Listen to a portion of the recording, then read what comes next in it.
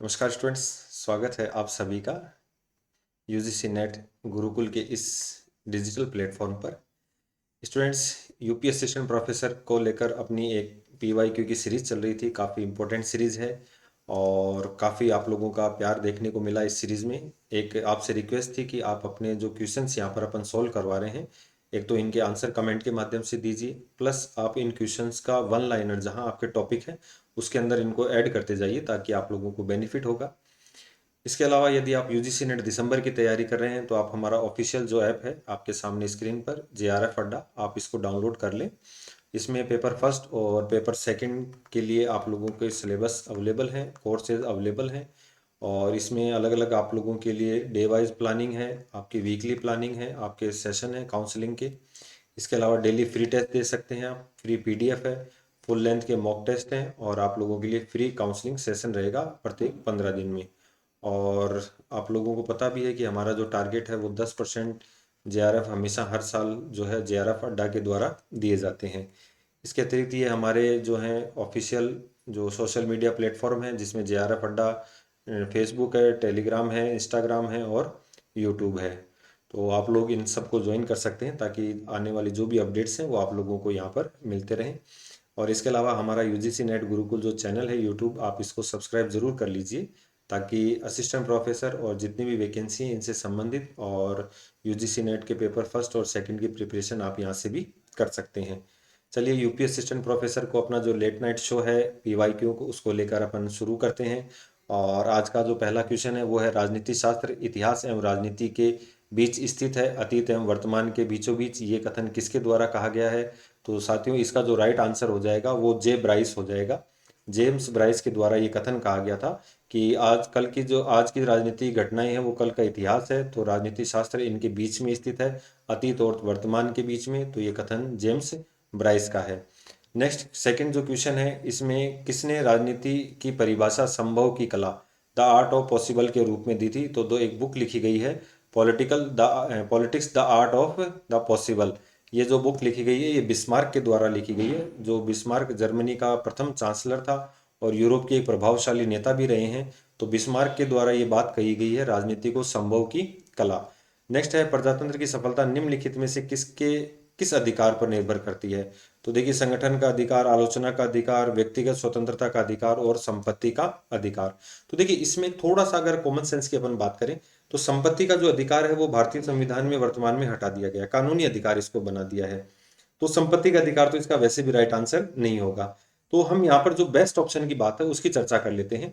तो व्यक्तिगत स्वतंत्रता का जो अधिकार है वो इसका राइट आंसर हो जाएगा, क्योंकि जब तक व्यक्तिगत विकास नहीं होगा तब तक लोकतंत्र की जो सफलता है वो कम, संभावनाएं कम हो जाती हैं। व्यक्ति जितना स्वतंत्र होगा लोकतंत्र उतना ही सुदृढ़ होगा। अब इसमें चाहे विरोध करने का अधिकार हो, चाहे आलोचना करने का अधिकार हो, विचार एवं अभिव्यक्ति की स्वतंत्रता हो, व्यवसाय की स्वतंत्रता हो, तो व्यक्तिगत स्वतंत्रता पर सब निर्भर करता है।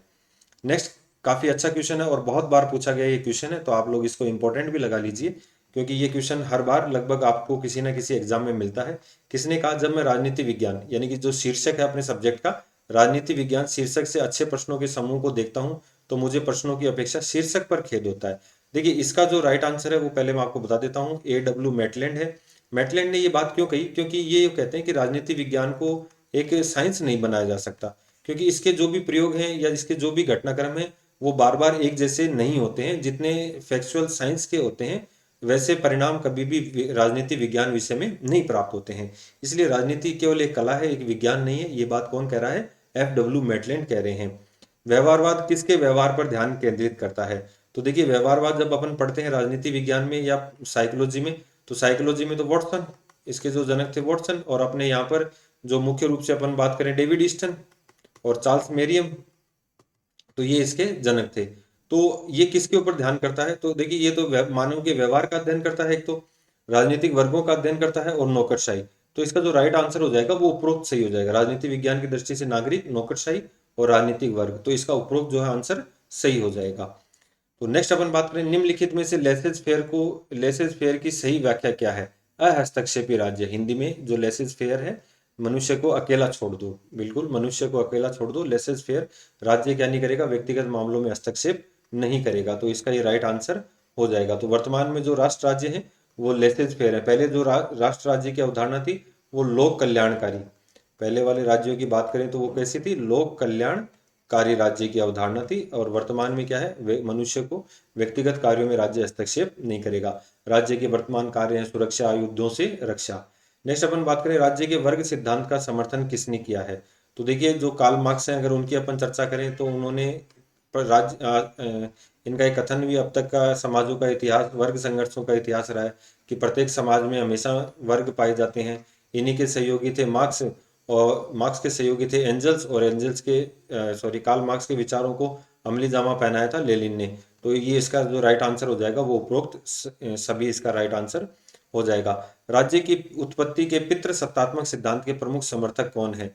तो देखिए इस सिद्धांत को जब हम पढ़ा करते थे तो हम ऐसे याद करते थे कि भाई मैन इसके अंदर है, जिसके नाम में मैन है उसी ने पितृ सत्तात्मक, तो सर हेनरी मैन, इन्होंने पितृ सत्तात्मक का सिद्धांत दिया था कि राज्य की उत्पत्ति किससे हुई है, पितृ सिद्धांत से हुई है, यानी कि पिता से वंशावली चली है। कुछ विचारक मात्र सत्तात्मक मानते हैं, कुछ जो इसका सामाजिक समझौता सिद्धांत के रूप में इसका जो है वर्णन करते हैं। चलिए नेक्स्ट क्वेश्चन की ओर बढ़ते हैं। काफ़ी अच्छा क्वेश्चन है। मिलान का जो क्वेश्चन है वो है कि नीचे दिए गए कूट को, नीचे एक को दो को मिलाना है, तो सूची एक में सूची दो। अराजकतावाद क्या कहता है। तो अराजकतावाद राज्य विहीन वर्ग विहीन समाज। तो राज्य विहीन वर्ग विहीन समाज तो ये आप लोगों को पता भी है कि ये कार्ल मार्क्स है। अराजकतावाद है जो राज्य को एक आवश्यक बुराई मानता है, व्यक्तिवादी राज्य को एक बुराई मानते हैं, और आदर्शवादी राज्य क्या है, आवश्यक है। तो देखिए जो ए का जो ऑप्शन 4 हो जाएगा वो यही है, ए का ऑप्शन 4 इसी में ही और किसी में नहीं है। तो 4 1 2 3 इसका जो राइट आंसर हो जाएगा, 4 इधर 1 2 और 3, बिल्कुल ये इसका राइट आंसर हो जाएगा, ए इसका राइट आंसर हो जाएगा। तो हम जब पढ़ते हैं तब अपन बात भी करते हैं अराजकतावादी राज्य को एक आवश्यक बुराई मानते हैं, राज्य होना तो चाहिए लेकिन एक बुराई के रूप में है। व्यक्तिवादी भी राज्य को एक आवश्यक बुराई मानते हैं, व्यक्ति के ऊपर बल देते हैं। आदर्शवादी राज्य को श्रेष्ठ मानते हैं, इसलिए राज्य को आवश्यक मानते हैं।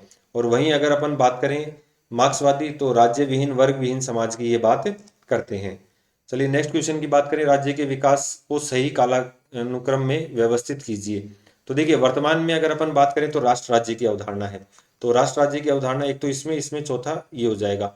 अगर सबसे प्राचीन की बात करें तो प्राच्य साम्राज्य है, तो ये इसका राइट आंसर हो जाएगा। प्राच्य साम्राज्य होगा, यूनानी नगर राज्य, इसके बाद रोमन आए, और वर्तमान में राष्ट्र राज्य की अवधारणा आई।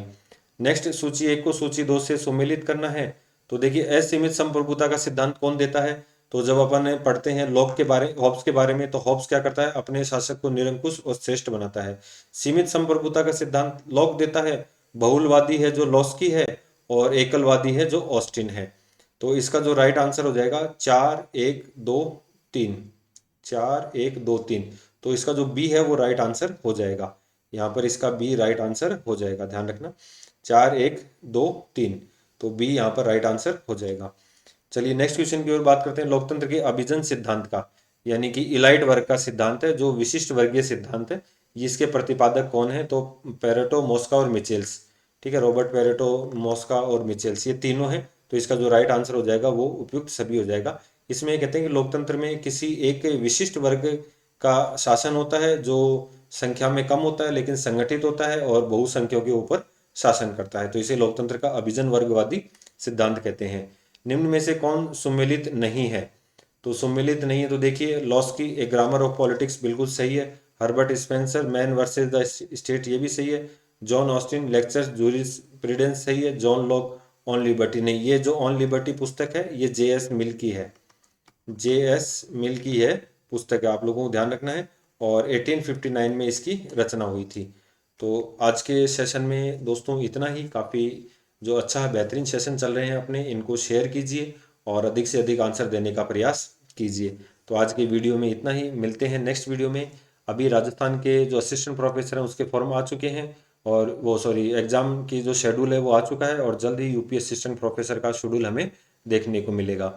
तो मिलते हैं नेक्स्ट वीडियो में नेक्स्ट जानकारी के साथ। धन्यवाद।